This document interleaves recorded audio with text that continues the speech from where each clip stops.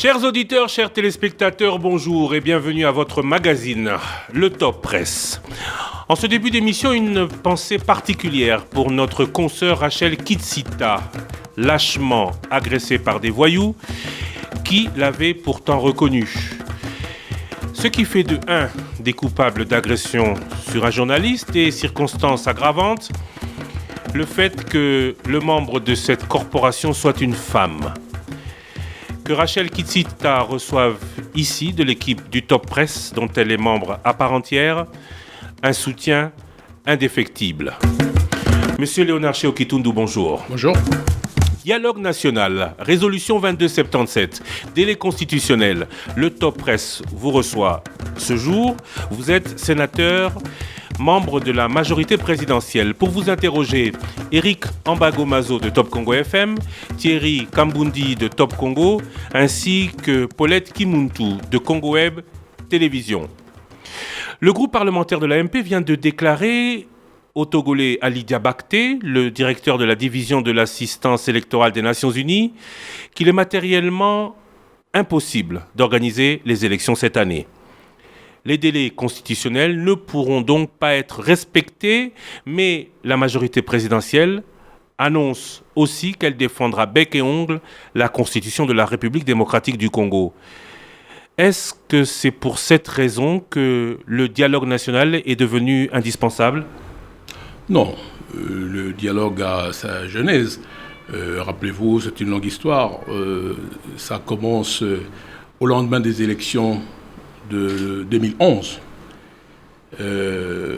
qui ont généré des conflits post-électoraux. Et cela après le premier cycle électoral de 2006, et qui n'a pas été sans incident non plus. Sauf que les incidents se sont plus aggravés lors des élections de 2011, avec aussi la contestation de du résultat électoral, ce qui a fait que la première formation de l'opposition politique, l'UDPS, avait déjà à ce moment-là revendiqué la tenue d'un dialogue, à l'époque avec un objectif bien déterminé, c'est qu'on règle le contentieux électoral de l'époque. Donc c'est à partir de ce moment-là, effectivement, qu'est née la question du dialogue. Après, ça a été repris par le Conseil de sécurité, dans ses différentes résolutions qui ont suivi, notamment la 2098, je crois. Et par la suite aussi, l'opposition en général. Il y a très peu de partis d'opposition qui n'ont pas, eux non plus, n'ont pas réclamé la tenue du dialogue. Et jusqu'au moment où, finalement, le chef de l'État avait levé l'option, après consultation, qu'on tienne les fameuses concertations nationales, qui avait cette fois-ci une ambition beaucoup plus large, c'est-à-dire on voulait régler différents problèmes qui concernent le pays en général. Mais, comme vous savez, ces concertations n'ont pas été finalement concluantes, c'est le moins qu'on puisse dire. D'une part parce qu'elles ont été boycottées par une bonne partie de l'opposition. Et puis, par la suite, cette idée de la tenue du dialogue a continué à prospérer jusqu'au moment où la conférence d'Addis Abeba a eu lieu. Et lors de cette conférence d'Addis Abeba, dans le pays des Grands Lacs, certains engagements ont été pris d'abord par la communauté internationale, ensuite par les pays de la région, et enfin par le gouvernement de la République. Et c'est ça qui nous concerne, c'est l'engagement pris par le gouvernement de la République, notamment celui de prendre toutes les mesures pour procéder à la réconciliation nationale. Alors c'est dans le cadre du concept de la réconciliation nationale qu'est née l'idée du dialogue. En renfort aux revendications d'une bonne partie de l'opposition. Alors, le Conseil de sécurité, par la suite, tirant les conséquences de l'engagement qui a été pris à Addis Abeba par le gouvernement, a fait des recommandations pour la tenue de ce dialogue. En demandant à ses représentants, non seulement le représentant spécial des Nations Unies pour les Grands Lacs, mais aussi son représentant spécial ici en RDC, de prêter des bons offices, de promouvoir l'idée du dialogue auprès du gouvernement de la République pour que ces assises se tiennent avec comme objectif fondamental l'organisation d'un processus électoral qui soit apaisé, crédible et conforme aux standards internationaux. Alors, c'est comme ça que ça a commencé. Alors, par la suite, le chef de l'État ne pouvait plus rester indifférent. D'une part, tirer les conséquences du caractère non concluant des concertations nationales et en même temps de l'accord cadre d'Addis Abeba, les recommandations du Conseil de sécurité.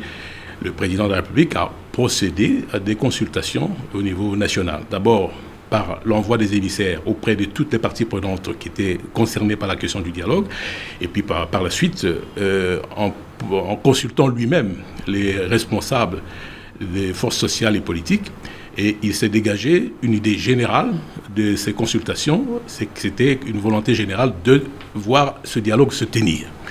C'est pour cette raison que finalement, après avoir terminé à entendre le leader de la première formation de l'opposition politique, le chef de l'État a d'abord, après un discours à la nation, finalement convoqué le dialogue par ordonnance présidentielle. Oui, mais aujourd'hui, alors qu'on voit que c'est un peu difficile de mettre tout le monde d'accord, même sur le menu de la commission préparatoire à ce dialogue, alors que tout le monde sait que l'élection n'aura pas lieu cette année. La semaine dernière, nous recevions d'ailleurs le secrétaire national de l'UDPS en charge des relations extérieures, Félix Tshisekedi, à ce micro. Est-ce que vous ne pensez pas que ce dialogue, ou la nécessité de ce dialogue a vécu? Non, pas du tout. Je l'ai rappelé à plusieurs rencontres. Il y a une nécessité impérieuse de tenir le dialogue politique national et inclusif. Parce que, comme je l'ai rappelé, on a vécu maintenant 2 cycles électoraux. Bientôt, on est en train de préparer le 3e cycle électoral. Et les 2 cycles électoraux ont été générateurs des conflits post-électoraux. Généralement, à chaque fois, les résultats électoraux sont contestés, avec les conséquences extrêmement graves qu'on a vécues. Donc maintenant, l'idée, c'est de tout faire pour que cette fois, on réunisse toutes les conditions pour qu'un processus électoral soit d'abord crédible, inclusif, conforme aux standards internationaux, mais ne génère pas des contestations post-électorales avec les conséquences que l'on sait. Donc à mon avis, et puis puisque le dialogue convoqué par le chef de l'État porte justement sur l'organisation de ce processus électoral, à mon avis, la tenue du dialogue est de brûlante actualité. Paulette Kimuntu, Congo Web Télévision. Monsieur Cheo Kitundu, vous êtes diplomate chevronné, mais nous savons qu'avant qu'il y ait des signatures, des protocoles d'accord ou de dialogue, il y a des ententes ou de rencontres souterraines. Mais comment ça se fait qu'en République démocratique du Congo, toutes ces rencontres fuitent? On sait que vous vous êtes rencontrés à Ibiza, à Monaco. Comment ça se sait? Comment ça fuite? Mais écoutez, ça c'est vous qui le dites. Hein, de mémoire, je ne pense pas du tout qu'il y ait des pourparlers préparatoires qui puissent ne pas donner lieu à des fuites. C'est vraiment un secret de polichinelle. Regardez, suivez l'histoire des discussions. Encore que, malgré les fuites qui ont eu lieu sur Ibiza et même sur Venise, si vous regardez bien, les commentaires vont dans tous les sens, sauf ce qui a été effectivement discuté. Qu'est-ce qui a été effectivement discuté à Ibiza et à Venise? Alors,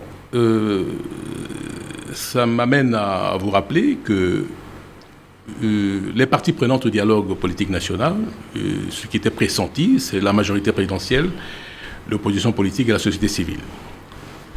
Parce que, concernant le processus électoral, on aurait pu traiter ce problème au Parlement, l'Assemblée nationale et le Sénat, donc les 2 chambres de la représentation nationale. Mais si nous avons traité ce problème au sein du Parlement, il y aurait eu un tête-à-tête entre la majorité présidentielle et l'opposition politique. Qu'est-ce qu'il y aurait? Des majorités automatiques. C'est-à-dire que c'est la voix de la majorité qui allait s'imposer dans la structure parlementaire. C'est pour cette raison. Alors que nous, ici, nous cherchons un consensus. Alors, la meilleure façon de préparer ce processus-là, c'est de sortir du cadre parlementaire et choisir un autre cadre qui puisse associer aussi la société civile dans une espèce de démarche participative et qui reflète réellement la volonté de la population. Vous comprenez? C'est pour cette raison que finalement, il a été considéré que c'était nécessaire qui est pour parler entre la première formation de l'opposition politique, parce que c'est celle qui était pro-dialogue, et qui a prôné le dialogue la première, et puis la majorité présidentielle. La question ne se pose pas au sein de la majorité, parce qu'il y a un consensus pour le dialogue. Alors, la première formation de l'opposition politique, c'est incontestable. Comment c'est selon vous? Absolument.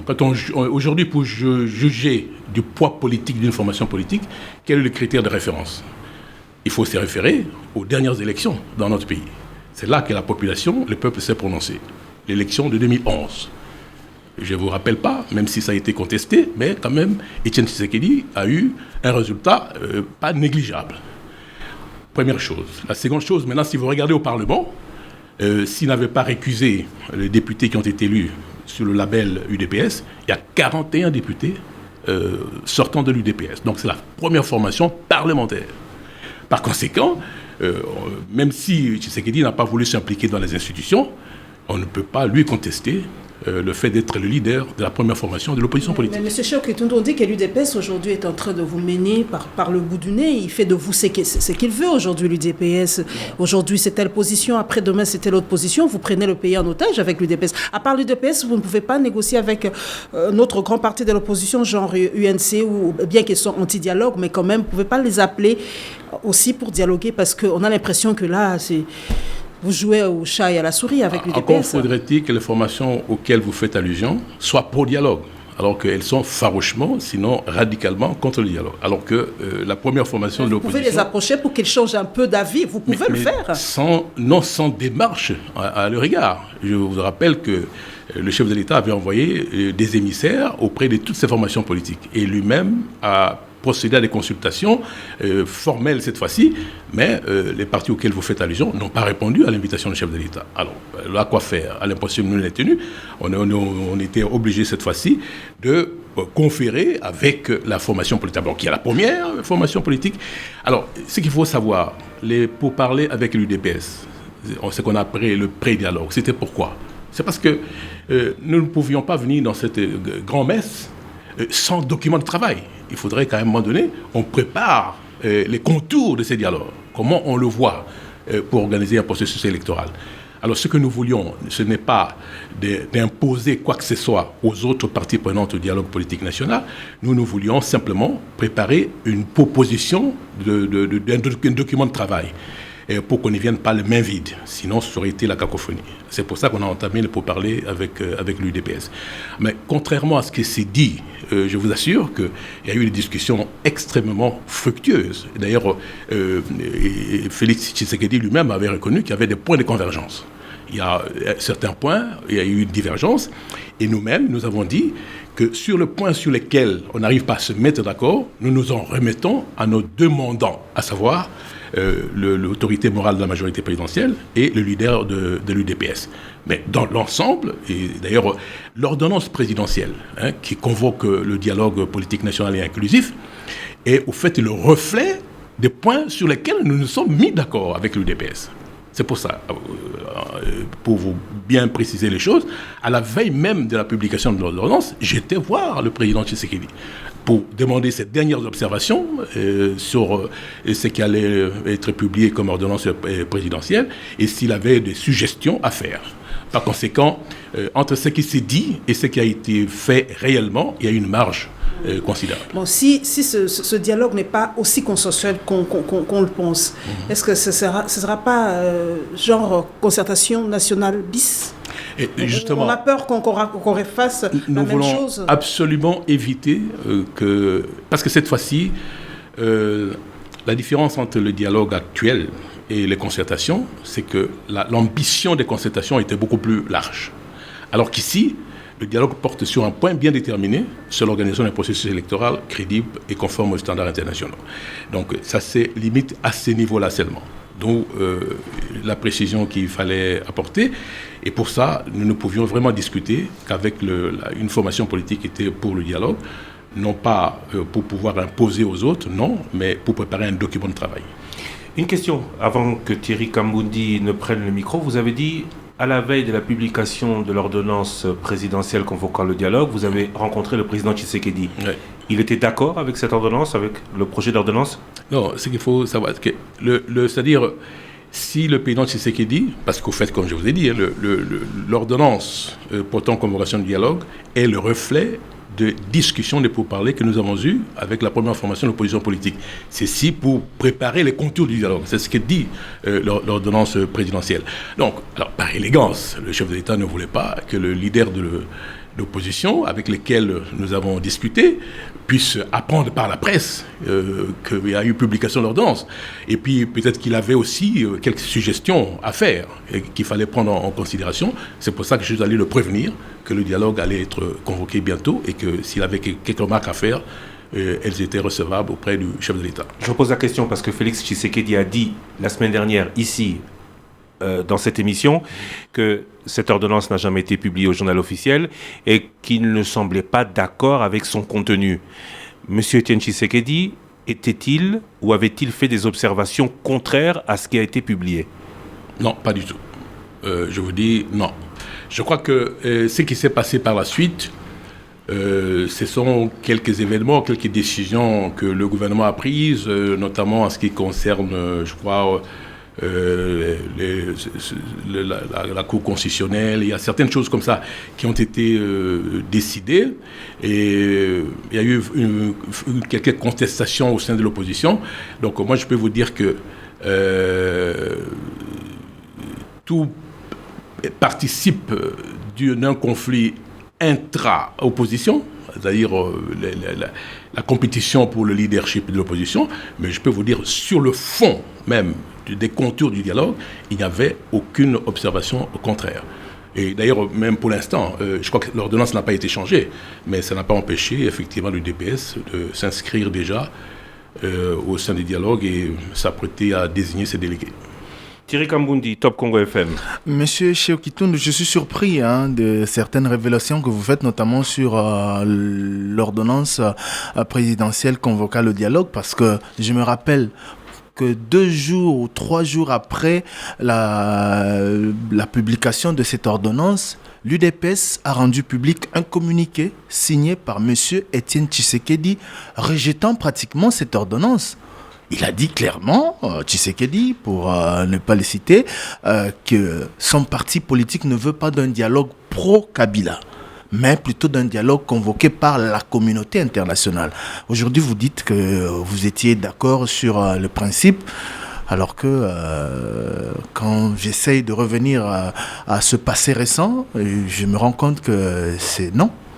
Mais la preuve, c'est que le dialogue va se tenir sur la base de cette ordonnance. Je vous rappelle que le texte fondateur du dialogue, c'est l'ordonnance présidentielle du 28 novembre. C'est là qui est le texte fondateur. Pour les restes, je peux vous assurer que ça, c'est vraiment un conflit interne au sein de l'UDPS. Pourquoi cette réaction de l'UDPS? Oui, mais c'est ce que je vous dis. Mais pour quelle raison? Rien n'a changé, tant toutes les choses égales par ailleurs. Aujourd'hui, le texte est toujours en vigueur. Je reviens pour ma deuxième question sur les 3 rounds qui ont caractérisé le pré-dialogue entre la majorité et l'UDPS. Je rappelle que vous avez été l'un des négociateurs à Venise, à Ibiza, puis à Bruxelles. Je vais vous poser la question que j'ai posée la semaine dernière à monsieur Félix Tshisekedi. À quel prix vous avez obtenu le oui de l'UDPS? Aucun. Le prix... Le oui de l'UDPS pour dialoguer, vous voulez dire? Pour dialoguer avec la majorité, pour dialoguer avec un pouvoir qu'il contestait jusqu'ici. L'intérêt supérieur du pays, c'est tout simplement cela. Parce que nous, on a tenu compte de la revendication nationale et en même temps, on a tenu compte aussi du fait que l'UDPS a été la première formation politique à revendiquer le dialogue. Donc, c'était notre interlocuteur naturel. Donc, c'est pour ça qu'on a pris la décision. Ça n'a pas été à coût de quelques millions de dollars, comme ça s'est raconté? Pas du tout, alors ça c'est vraiment ridicule. Mais, écoutez, c'est même déshonorant pour le président Tshisekedi. Écoutez, quelle est cette personne qui aurait pu amener une valise de dollars auprès du président Tshisekedi? Pas auprès de lui, auprès de ses délégués qui étaient traités à prix d'or à Ibiza, à Venise, logés, nourris. Non, pas du tout. Aux frais de l'État. Qu'on a été pris en charge. Et c'est pour ça, justement, ça c'est clair. Ici, il s'agit nous conformer non seulement à la volonté générale qui est ressortie de la population, mais aussi les recommandations de la communauté internationale. Le dialogue avait effectivement un prix. Ben écoutez, c'est les trésors qui a payé, et puis c'est tout. Mais là, dire les valises, non, pas du tout. Le trésor a payé combien, on peut le savoir? Ah non, ça c'est... Vous avez été négociateur? Oui. C'est l'argent du contribuable congolais? Oui, mais ce sont des frais d'émission ordinaires, ça n'a rien à voir. C'est comme si il y avait une mission... Ça n'a rien à voir avec quoi, M. Kitundu? Écoutez, quand vous allez à New York en mission officielle, qu'est-ce que vous faites? Oui, mais il y a une traçabilité, il y a des documents officiels de l'État. Oui, mais le négociateur qui que je justifie suis... la sortie des fonds. Le négociateur que je suis ne va pas suivre combien de frais d'émission et la totalité, ça ne m'intéresse pas. Je crois qu'il y a eu l'administration qui était chargée d'organiser le dialogue. Donc vous êtes d'accord avec moi sur le fait que les délégués de l'UDPS et ceux de la majorité qui ont participé à Venise, à Ibiza et à Bruxelles ont reçu frais d'émission, été logés, nourris aux frais de l'État? Enfin, écoutez, mais on a exercé une mission de l'État. Comment voulez-vous qu'on n'obtienne pas de frais d'émission? C'est tout à fait clair. Ok, Écoutez, je reviens à ce comité, à ce pré-dialogue, parce que j'ai retrouvé l'une des dernières interviews, si pas la dernière, que vous avez accordée à Top Congo. C'était le 10 décembre dernier. Vous parliez justement de ces 3 rounds du pré-dialogue et vous avez évoqué là-dedans le comité préparatoire. Voilà. Aujourd'hui, c'est ce qui est à la base du blocage. L'UDPS revendique les 12 postes qui reviennent à l'opposition. Est-ce que cela a été discuté et décidé ainsi lors du pré-dialogue que l'UDPS devait s'accaparer de ces 12 postes dans le comité préparatoire? Ce qui a été prévu, c'est que le quota soit égalitaire. Et puis, on a prévu un quota égalitaire pour la tenue du comité préparatoire, mais aussi pour le dialogue proprement dit. On a effectivement avancé. Et comme je vous dis, ce sont des propositions que nous avons faites. On a voulu imposer à personne. Mais c'est des propositions que nous faisions. Oui, mais c'est sur base de ces propositions que vous évoluez. Exactement. Mais si vous suivez bien l'ordonnance, je crois que même le président de la République lui-même, dans l'ordonnance, avait bien précisé que le comité préparatoire allait prendre des mesures pour la réalisation de ce dialogue-là. Qu'est-ce qui avait été convenu par rapport au quota de l'opposition? Nous avons fait une proposition d'un comité préparatoire composé de 30 délégués, à savoir 10 pour la majorité présidentielle, 10 pour l'opposition politique et 10 pour la société civile. Ça, au départ, c'était cela. Mais après négociation, effectivement, et puis l'UDPS a marqué quelques réserves, parce que l'UDPS aurait voulu vraiment qu'il y ait un dialogue entre politiques et non pas associer la société civile. C'est comme ça que ça a commencé. Mais finalement, on a trouvé un compromis, et le compromis, c'était quoi? Qu'on diminuât le nombre des délégués de la société civile. Mais encore qui est passé de 10 à 6. Voilà. Mais ça, encore une fois, je vous dis, c'est que des propositions. Bon. Une fois que le dialogue, le comité préparatoire est mis sur pied sur la base de ces propositions-là, effectivement, tout pourrait être revu. Aujourd'hui, quel est votre point de vue en tant que... Ce qui était l'élément important, c'est qu'il ne faudrait pas non plus que le comité préparatoire soit un comité préparatoire mammouth, parce que sinon, les discussions...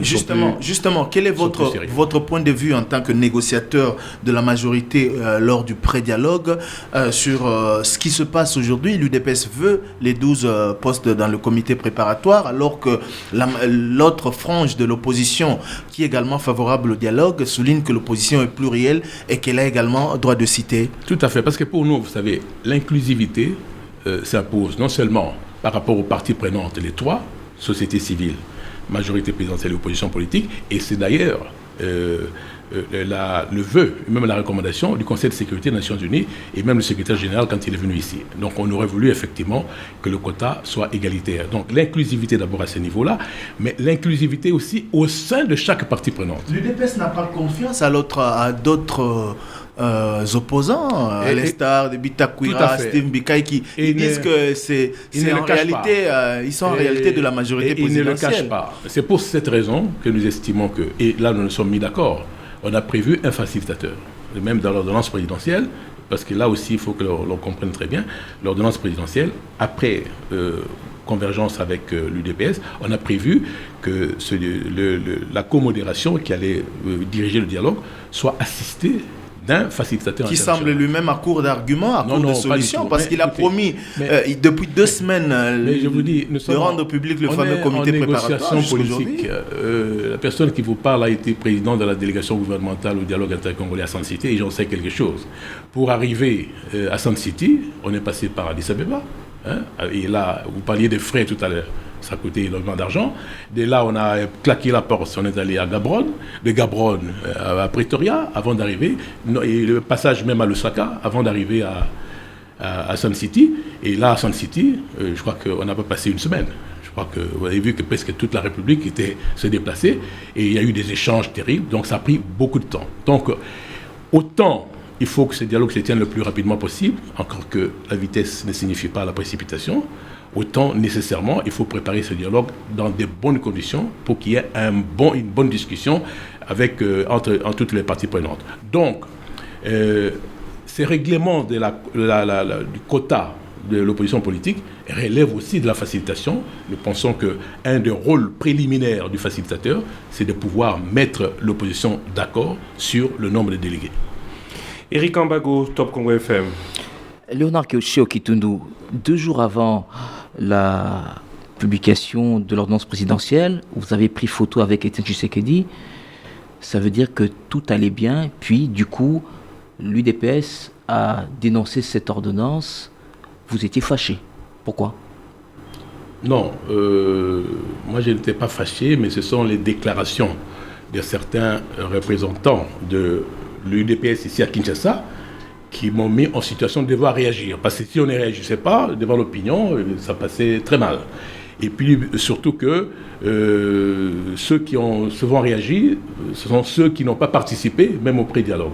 Mais quand un des responsables de l'UDPS, qui a lui-même été à la tête de la délégation, a fait une déclaration qui ne correspondait pas à la réalité, c'est en ce moment-là que j'étais obligé de réagir, en menaçant même de mettre tout sur la table. Le docteur Kabanda Kana qui a dit exactement que vous vouliez leur forcer la main.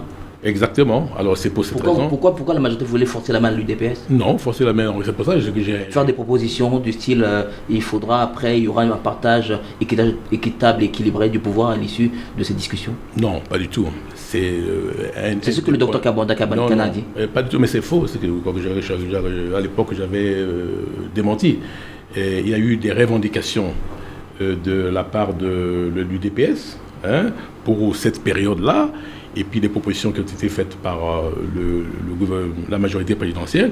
Et surtout, on n'arrivait pas à se mettre, mais il n'y avait aucun moyen de pression. Moi, je vous dis, qu'est-ce que vous avez proposé ? Vous ne pouvez pas faire pression sur l'UDPS, c'est pas possible. Mais qu'est-ce que vous avez proposé ? Qu'est-ce que la majorité a proposé à l'UDPS que l'UDPS a refusé ?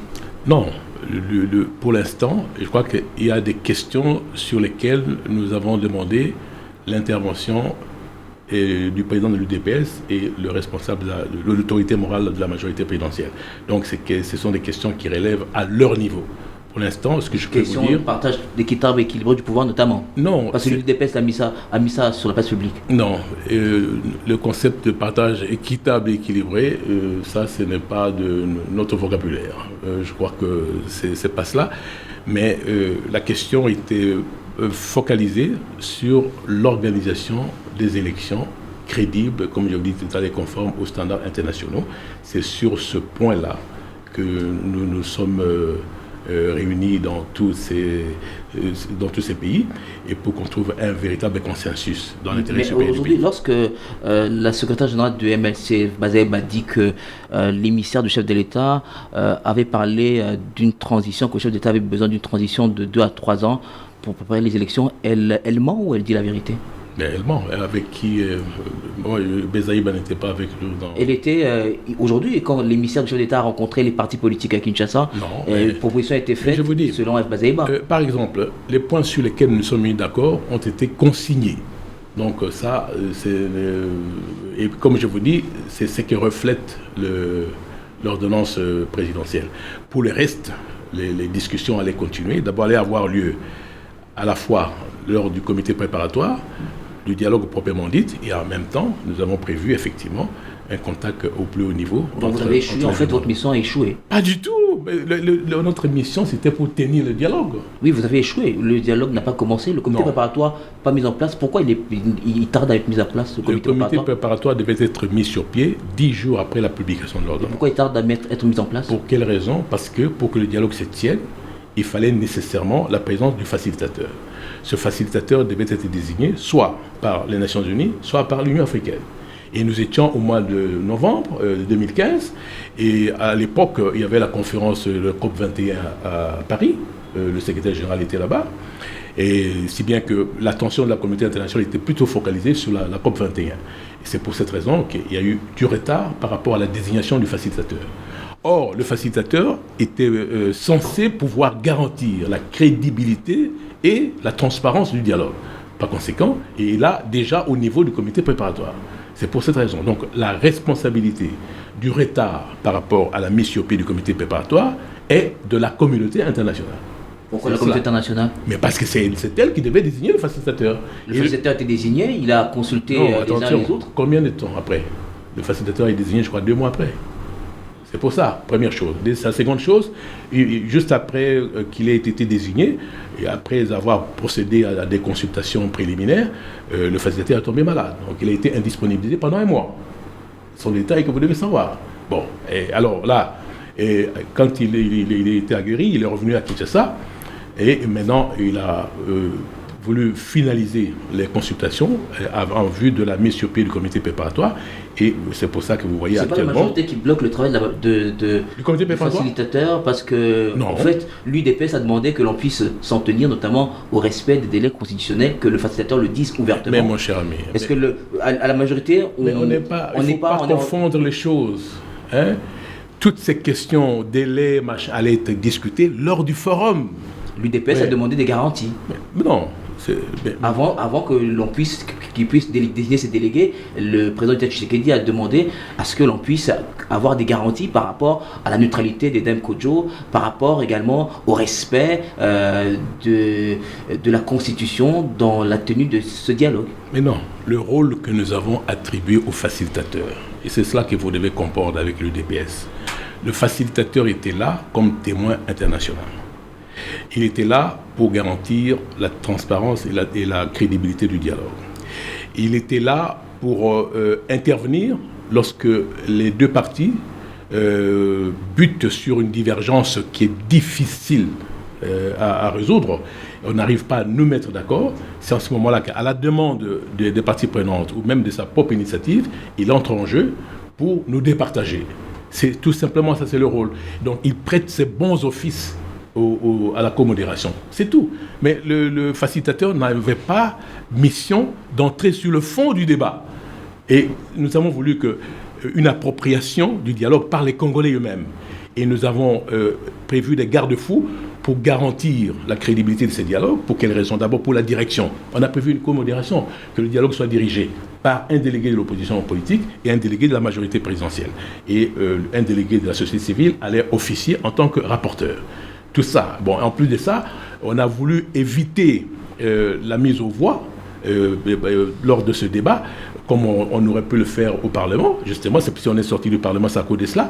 Et on a opté, comme mode de prise de décision, le consensus. Donc on a prévu toutes les garanties. Donc il ne faut pas confondre les choses. Le facilitateur n'a pas à se mêler sur la solution à trouver sur le fond de l'affaire. Non, pas du tout. Le facilitateur est là pour garantir la crédibilité du dialogue. Donc il n'avait pas du tout à rentrer dans les il y a quel horizon aujourd'hui la mise en place du comité préparatoire? Mais c'est pour ça, aujourd'hui, ce qui pose comme problème, c'est comment désigner les délégués de la composante dont la partie prenante opposition politique. Alors, il y a un conflit à l'intérieur, comme vous dites, il y a des revendications de l'UDPS, il y a des revendications d'autres formations politiques, et puis il y a ceux qui sont contre le dialogue. Donc le rôle du facilitateur aujourd'hui, c'est d'abord réconcilier les composantes de l'opposition politique, à la fois sur le nombre de délégués, mais en même temps sur quelle composante va désigner un représentant. C'est sur ce problème-là que le facilitateur est en train de travailler actuellement. Donc, comme je vous dis, je crois que le travail continue, et moi, je suis convaincu que le dialogue devrait, comme j'ai dit, c'est une nécessité impérieuse, le dialogue va se tenir. Et il va démarrer quand ce dialogue? Il va se tenir, oui, peut-être, mais il démarre quand? Bon, incessamment, je crois que ça dépend de la rapidité avec laquelle le facilitateur va régler ce conflit au sein de l'opposition politique. Vous avez souvent dit que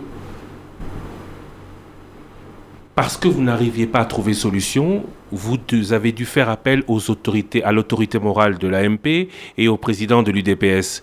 Est-ce que l'autorité morale de l'AMP et le président de l'UDPS ont déjà parlé à deux directement de ce sujet? Pour l'instant, nous avons convenu que ce dialogue se fasse par personne interposée, donc par l'envoi des émissaires. Ça s'est arrêté jusque-là pour l'instant. Le contact direct ne serait pas la solution? Si, mais pour l'instant, le problème n'est pas encore posé à ce niveau-là. C'est-à-dire qu'il n'y a pas nécessité impérieuse d'un contact direct aujourd'hui, ne serait par exemple pour débloquer les choses. Je crois que la question aujourd'hui, c'est un conflit interne au sein de l'opposition. Oui, mais l'opposition dit aussi, non, l'UDPS dit on n'est pas d'accord avec que ce soit le président Kabila qui convoque ça, on ne veut pas d'un dialogue Made in Kabila. Tous ces sujets doivent être discutés entre les deux hommes. Vous allez voir Tshisekedi, le président Tshisekedi, vous dites qu'il est d'accord, vous publiez, il dit qu'il n'est pas d'accord. Tout cela fait désordre. Non, je vous dis que je crois que l'autre fois, quand on a évoqué les interventions du docteur Kabanda, je peux vous dire que la proposition que le dialogue soit convoqué par ordonnance présidentielle est venue de l'UDPS. Et je crois que vous vous rappelez, avec le docteur Kabanda, on a eu ce débat-là. C'est l'UDPS qui a fait cette proposition-là. C'est pour ça que je vous ai dit, à la veille de la publication de l'ordonnance, j'étais à Bruxelles et j'ai vu le leader de l'UDPS. L'UDPS ne m'a pas dit non, il ne faut pas publier l'ordonnance. Non, pas du tout. Et je posais les chefs d'État à insister pour s'il y a des suggestions à intégrer, elles étaient les bienvenues. C'était tout. Donc, cette affaire de contester l'ordonnance présidentielle, mais écoutez, vous ne pouvez pas prôner le respect de la Constitution et refuser au chef de l'État d'utiliser les prérogatives qu'il tire de la Constitution pour convoquer le dialogue. C'est l'article 69 de la Constitution. Alors, vous voyez, on dit, voilà, il faut que le dialogue se tienne sur médiation internationale. Mais sur quelle base constitutionnelle? Il faut respecter la Constitution intégralement.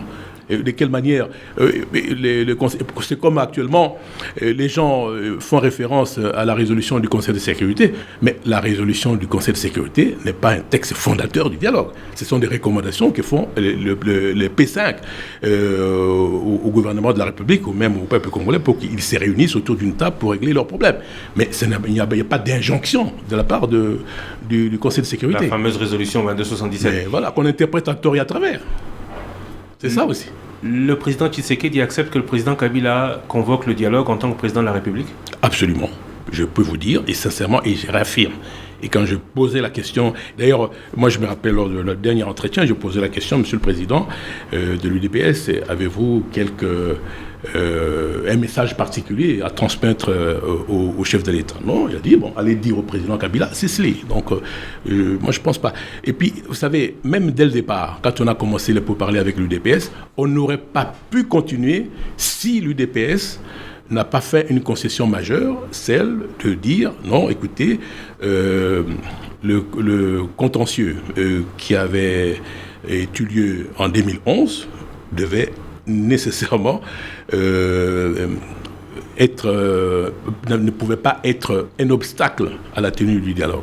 Et que par conséquent, il fallait respecter la Constitution de la République. Et comme je dis, vous ne pouvez pas respecter la Constitution, dire que bon, le mandat du président s'arrête à telle date, et en même temps contester le pouvoir qu'a le chef de l'État de convoquer le dialogue. Donc il y a vraiment un non-sens.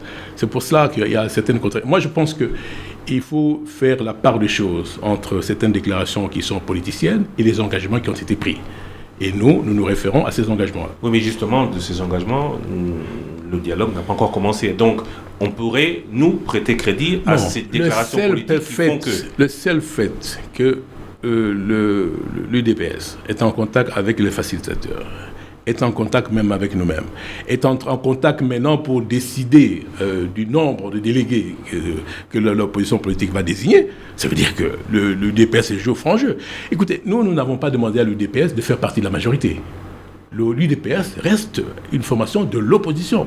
Et elle se comporte comme un parti d'opposition. C'est tout à fait clair. Et si nous convoquons le dialogue, c'est parce qu'il y a des points sur lesquels on n'arrive pas à se mettre d'accord. Et que le seul moyen de régler ce problème-là, c'est qu'on se retrouve autour de la table.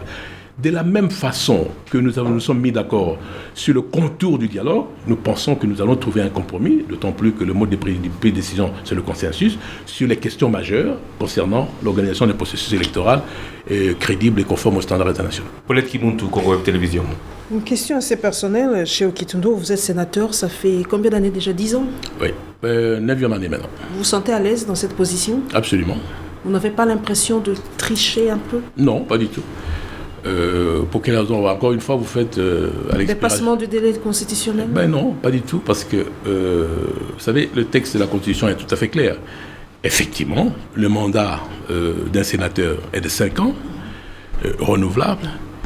Par contre, la même Constitution dit que le mandat du sénateur commence le jour de la validation du mandat et expire lors de l'installation du nouveau Sénat. Bon, le nouveau Sénat n'étant pas encore installé, nous restons... Et puis ça, même non, on oppose la légitimité et la légalité, c'est un faux débat. Et la Constitution est claire sur ce point. Tant qu'un nouveau Sénat n'est pas mis en place, nous restons sénateurs. Là, vous vous basez sur la Constitution. La Constitution est claire. Par rapport au chef de l'État, la Constitution est claire aussi. 2 mandats et tout est prévu dans cette Constitution dont vous dites qu'elle est claire. Mais oui. Donc on ne peut pas dépasser. Le corps électoral, par exemple, est appelé 90 jours avant les élections. Il y a le président reste en place jusqu'à l'installation du nouveau président élu. Tout est clair. Mais pourquoi vous êtes allé déposer une requête pour que la Cour constitutionnelle puisse interpréter cet article? Et pourtant, c'est clair. Pour vous, c'est clair, mais pas pour le président de la République. Non, attention, il y a 2 choses différentes. Effectivement, les élections présidentielles sont convoquées 90 jours avant l'expiration du mandat du chef de l'État. Ah, ok. Le débat actuel, c'est sur ce qui va se passer à la fin du mandat du chef de l'État. C'est là la question. C'est pas écrit dans la Constitution ce qui va se passer? Mais justement, c'est ça. C'est ce que j'ai dit. Parce que vous avez dit, vous avez saisi la Cour constitutionnelle. Bon. Le problème, le débat qui l'a soulevé, c'est pas nous, c'est l'opposition qui prétend que si les élections n'ont pas lieu à la date selon le délai constitutionnel, et dès lors que le mandat du chef de l'État arrive à son terme à la fin de cette année, immédiatement après la fin de ce mandat, il y a vacance du pouvoir. C'est comme ça. Et puis on voudrait, dans cette hypothèse-là, faire application de l'article 75 de la Constitution. Alors, c'est pour cette raison qu'il y a un conflit. Nous disons non. Vous avez posé la question tout à l'heure pour les sénateurs. Vous avez vu que cette Constitution, quand vous regardez la systématique de la loi fondamentale, tout a été prévu pour éviter la vacance de pouvoir. Ce qui vaut pour les sénateurs, comme j'ai dit tout à l'heure, vaut pour l'Assemblée nationale, donc pour les députés. Pour le président, il n'y a pas vacance. Non, attendez, pour les députés, et la même chose aussi pour les assemblées provinciales. Exactement la même chose pour le chef de l'État. Cette hypothèse-là que vous soulevez, c'est celle où les élections ne peuvent pas être organisées dans les 90 jours avant l'expiration du mandat du chef de l'État. Alors là, que faire? C'est ça la question. Le débat, il est là. Alors, nous disons... L'exemple d'Haïti, par exemple, c'est pas faisable non, chez nous? Parce que Félix Tshisekedi, parce qu'on se réfère à lui un tout petit peu. Haïti, est-ce que l'exemple d'Haïti ne peut pas nous servir aussi? Parce que Haïti... Il ne peut pas quitter calmement et puis que quelqu'un d'autre prenne le relève et organise les élections? La Constitution haïtienne n'a pas prévu ce qui se passerait à la fin du mandat du chef de l'État. C'est pour ça qu'ils ont trouvé une solution originale. La Constitution congolaise est sur ce plan complète. Elle a prévu, elle a évité, si vous voulez, la vacance du pouvoir. Qu'est-ce qu'elle a prévu, notre Constitution, clairement? Mais la Constitution a prévu qu'au terme de son mandat, le chef de l'État reste en fonction jusqu'à l'installation effective du nouveau président élu. Dans les délais? Non. D'être élu dans les délais? Non, pas du tout. L'article 70 ne dit pas ça. L'article 70 dit le chef de l'État reste en fonction jusqu'à l'installation effective du nouveau président élu. Il faut lire la 2e alinéa de l'article 70. C'est tout à fait clair. Bon, le problème, c'est qu'on veut lier l'article 70 à l'article 73, qui prévoit que l'élection présidentielle a lieu 90 jours avant l'expiration du mandat du chef de l'État. Mais quid? Oui, tu ne quid? pouvez pas prendre chaque article et le Non, pas du tout. Mais non, pas du tout. Moi, je ne fais aucune confusion. Je vous dis exactement ce qui se trouve dans la Constitution. Si vous la lisez, vous verrez très bien. Donc, la question, elle est là. Si l'élection n'est pas organisée dans le délai, que faire? C'est ça où il y a le débat. Alors, puisqu'il y a deux positions divergentes, la seule autorité habilitée à interpréter la Constitution, c'est la Cour constitutionnelle. C'est pour cette raison que nous avons été obligés de saisir la Cour pour qu'il n'y ait pas malentendu ou qui, finalement, on ne décrète pas une vacance du pouvoir qui n'en est pas une. Mais quand une certaine opinion pense que cette Cour est déjà inféodée, qu'on sait déjà qu'est-ce que la Cour va par exemple, donner comme réponse, donc c'est pas vrai? Mais pour quelle raison?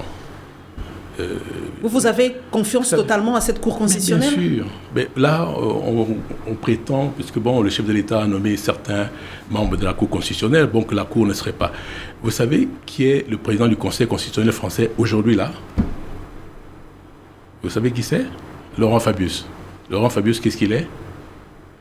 J'étais anciennement ministre des Affaires étrangères et un des proches de François Hollande. Avant lui, il y avait Jean-Louis Debré, qui est là de l'UMP en France. Avant lui, il y avait Badinter. Badinter qui était là, président du Conseil constitutionnel, c'est Mitterrand qui l'avait nommé. Et qui était Badinter, l'avocat personnel du président de la République. Alors arrêtez. Et aujourd'hui, même aux États-Unis, il y a un membre de la Cour suprême qui va être nommé bientôt. Il y a un conflit entre Obama et les républicains.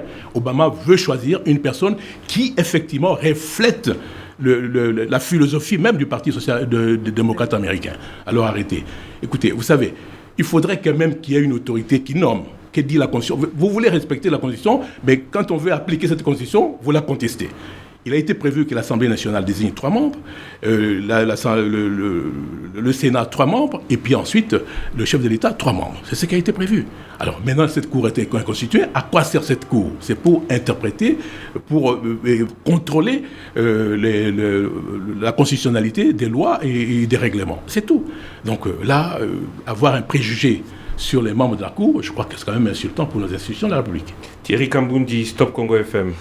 Monsieur Kitundu, et si le dialogue accouchait d'une transition, pour vous, c'est sans nul doute Joseph Kabila qui devrait la diriger? Non, écoutez, pour l'instant, je crois que vous êtes en train d'anticiper. Pour l'instant, le dialogue porte sur la meilleure manière possible d'organiser un processus électoral crédible. On ne va pas se leurrer. La preuve, la majorité l'a dit, il n'y a pas possibilité d'organiser des élections cette saison. Ok, mais pour l'instant, vous savez, formellement, il faut attendre le dialogue proprement dit. C'est quand on discutera lors de ces dialogues et qu'on se mettra d'accord sur un point ou sur un autre, qu'il y aura des résolutions qui seront prises conformément à l'ordonnance du chef de l'État, et ces résolutions, effectivement, seront opposables à tout le monde. À ce même micro, Félix Tshisekedi, la semaine dernière, nous revenons encore sur lui, a dit si le dialogue accouche d'une transition, ce qui est prévisible, ça sera pour l'UDPS sans Joseph Kabila à la tête du pays. Il est même allé jusqu'à proposer comme président de la transition M. Étienne Tshisekedi. Vous savez, moi j'ai beaucoup de respect pour Félix Tshisekedi, qui est une personnalité importante de l'UDPS, mais je dois vous dire que vous ne pouvez pas venir au dialogue avec des positions tranchées. L'exercice du dialogue, c'est justement le jeu du donner et du recevoir. Il faut venir, on vient pour faire des concessions. Parce que si vous ne venez pas pour faire des concessions, alors c'est un soliloque, c'est un monologue. Alors à quoi sert le dialogue? Autant ne pas y aller. Donc si on va au dialogue, c'est qu'il y a des problèmes sur lesquels qui se posent pour notre pays, et ce problème-là, il y a des positions divergentes, et là, il faut élaguer ces divergences, il faut aplanir ces divergences en trouvant un consensus dans l'intérêt supérieur du pays. Donc c'est pour ça, j'ai l'impression que souvent, même vous, messieurs et mesdames de la presse, vous anticipez sur ce qui va se passer au dialogue. L'important, c'est qu'on se mette d'accord, et c'est là le travail du comité préparatoire, sur l'ordre du jour du comité du dialogue. C'est le comité préparatoire qui va le préparer, et le sujet, l'organisation des élections, c'est sur ça. Maintenant, s'il y a des sujets qui se rapportent au dialogue, où il y a une volonté de la part de ceux qui participent au dialogue d'ajouter d'autres points à l'ordre du jour, bon, là on verra. Mais pour l'instant, moi je peux vous dire que ce serait vraiment prématuré de commencer à faire des conjectures sur ce qui va se passer si les élections n'ont pas lieu. On a parlé tout à l'heure de la résolution 2277 des Nations Unies que nous avons eu à parcourir justement et qui fait l'objet entre autres de cette émission. Cette résolution recommande la tenue d'un dialogue politique inclusif. On a comme l'impression que la majorité présidentielle n'a comme gage de réussite de ce dialogue que l'UDPS alors que l'opposition est plurielle. Pas du tout. L'UDPS a été notre partenaire ou plutôt exclusif si vous voulez, pour préparer les contours du dialogue. C'est cela. Mais, comme je vous ai dit, nous nous sommes mis d'accord avec l'UDPS sur l'inclusivité du dialogue. L'inclusivité non seulement pour les trois parties prenantes, mais aussi à l'intérieur de parties prenantes. Donc ça s'impose. Et c'est pour ça que, sur ce plan, je pense que pour nous conformer aux recommandations de la communauté internationale aussi, mais aussi la volonté aussi de forces politiques et sociales dans le pays, il faut nécessairement qu'on trouve une solution par rapport à l'inclusivité dans l'opposition politique. Mais comment y parvenir? Le chef de l'État a rappelé également que sa main restait ouverte, mais comment y parvenir si une bonne frange de l'opposition continue à se plaindre? Moïse Katumbi, puisqu'il est dans l'actualité aujourd'hui, parle d'acharnement sur sa personne. La majorité rappelle tous les jours que ses libertés sont restreintes, des prisonniers politiques toujours en prison, etc. Comment parvenir à l'inclusivité si au niveau du pouvoir on sent qu'on essaie un peu de bastonner, de limiter l'exercice démocratique de la majorité, de l'opposition? Non, pas du tout. Vous savez, bon, il y a la question de Moïse Katumbi qui est actuellement aussi d'actualité brûlante. Le fonctionnement de l'État ne s'est pas arrêté. L'État continue à fonctionner. Et vous ne pouvez pas, sous prétexte d'être candidat à la présidence de la République, échapper à l'application de la loi. Pour l'instant, puisque vous citez Moïse Katumbi, il y a peut-être une enquête qui est ouverte à son sujet. Non, laissez la justice agir, c'est tout. Alors là, on est en train d'influencer, même faire pression sur une procédure judiciaire qui est en cours. Il ne m'appartient pas de faire des commentaires là-dessus. Moi, je constate. Mais le fait d'être candidat à la présidence de la République ne vous économise pas des poursuites judiciaires si elles sont poursuivies. Des dossiers qui sortent seulement maintenant parce qu'il s'est prononcé comme candidat, alors que certaines chancelleries non, pas du tout. Rejettent pratiquement l'argumentaire brandi par le ministre de la Justice. Est-ce que c'est nouveau? Vous savez, quand on procède comme ça, des enquêtes comme ça, les enquêtes ne sont jamais forcément unanime. Il y aura toujours des gens qui sont contre en avançant des arguments et puis d'autres pas. Comme parfois, il y a certaines personnes qui sont actuellement détenues. Il y en a qui les considèrent comme des prisonniers d'opinion politique, alors que, visiblement, ils ont commis des infractions pénales. Éric Ambago, Top Congo FM. Léonard Chiokitundu, le dialogue est nécessaire parce que la majorité n'a pas pu organiser les élections prévues en RDC.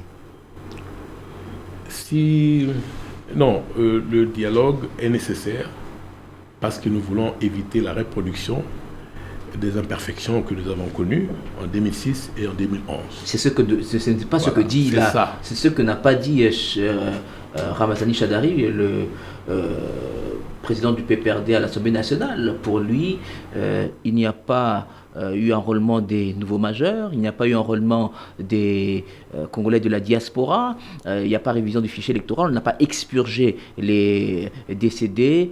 Conclusion, il faut aller au dialogue. Et puis il n'y a pas d'argent, il faut parler finances. Conclusion, il faut aller au dialogue. Pourquoi vous ne collez pas ça? Non, je dois vous rappeler qu'il y a 2 calendriers qui ont déjà été publiés par la CENI.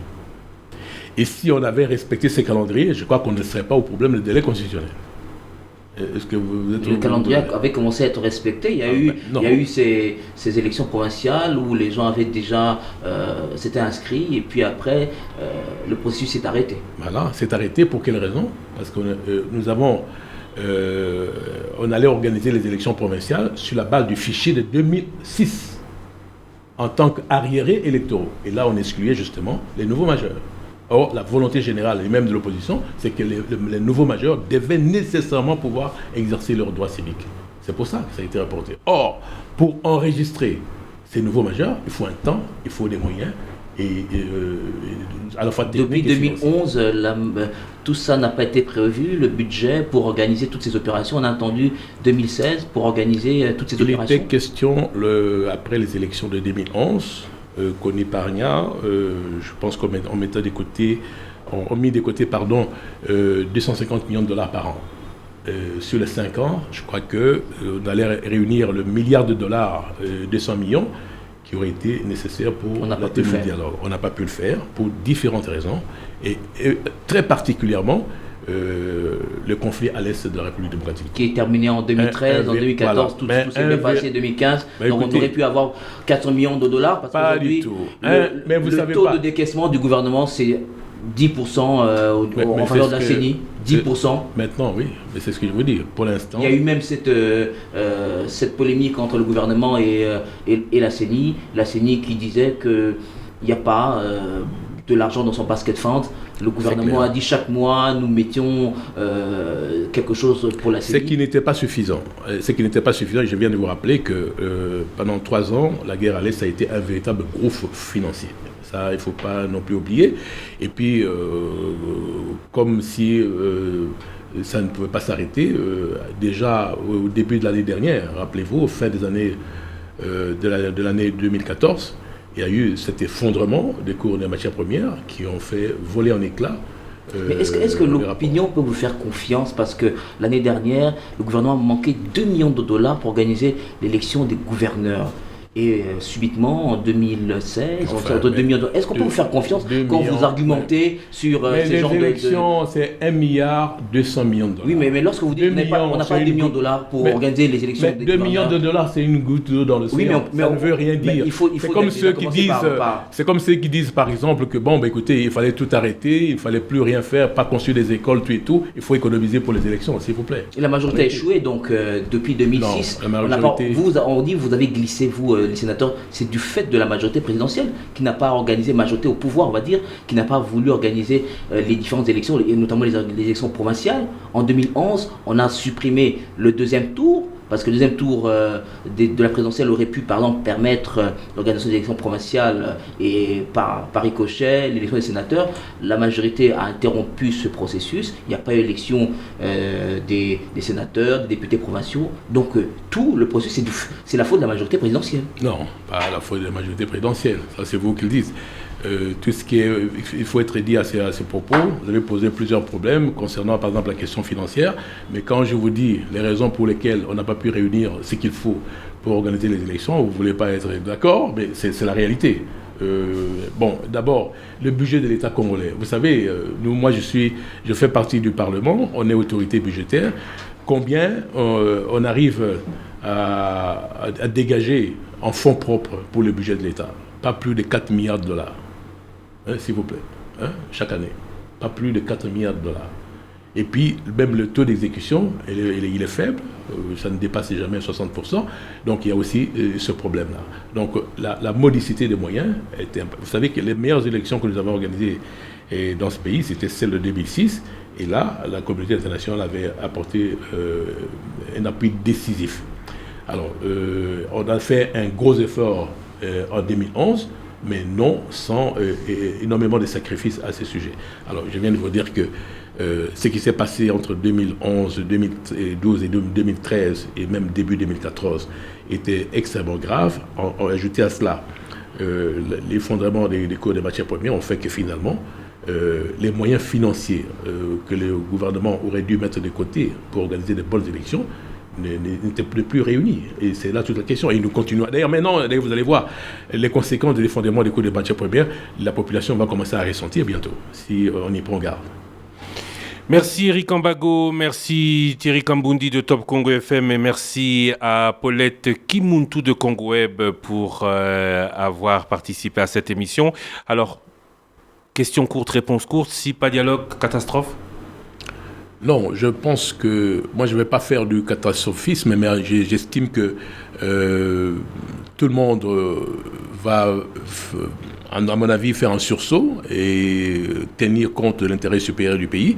Et pour l'instant, nous estimons que le problème auquel nous sommes confrontés aujourd'hui, notamment la meilleure manière pour le souverain primaire de pouvoir se prononcer sur le nouveau gouvernement et aborder le 3e cycle électoral, passe par le dialogue politique national inclusif. Donc ce dialogue doit se tenir et je pense que dans le pays, la facilitation, mais aussi la communauté internationale vont agir en synergie pour arriver à trouver un compromis au sein de l'opposition politique et pour que celle-ci désigne ses délégués, ce qui permettra de débloquer la tenue du comité préparatoire qui va préfigurer le dialogue proprement dit. Mais si pas dialogue, catastrophe ?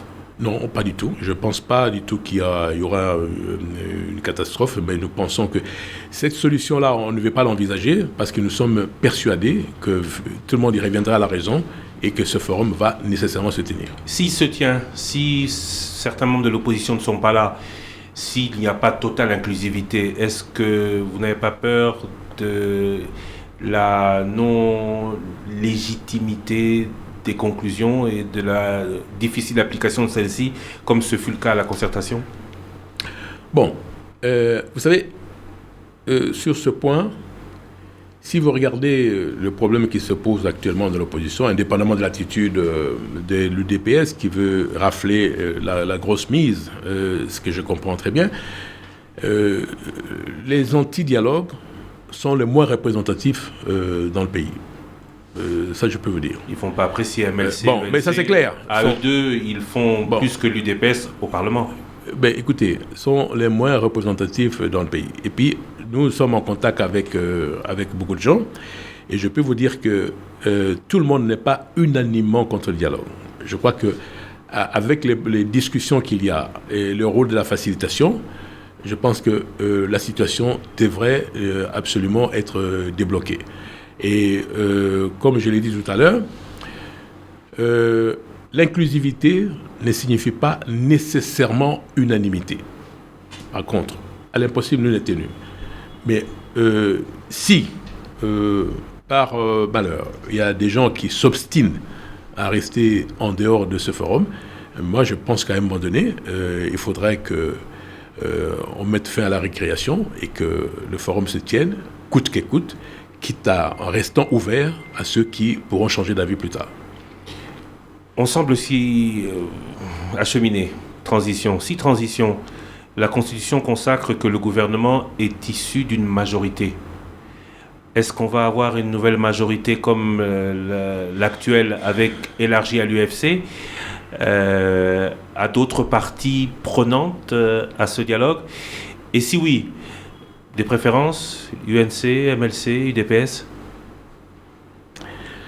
Bon, vous voyez, là, on fait des conjonctures.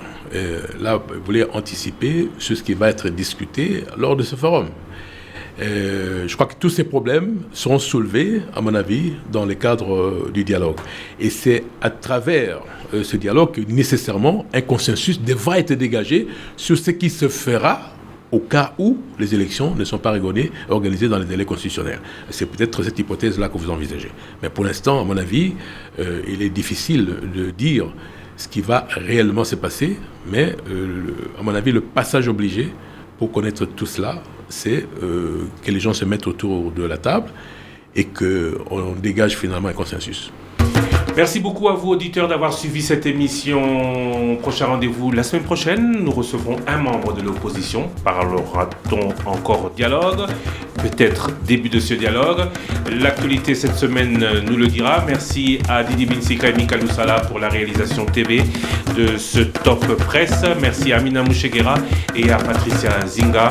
L'actualité continue sur le www.topcongo.be.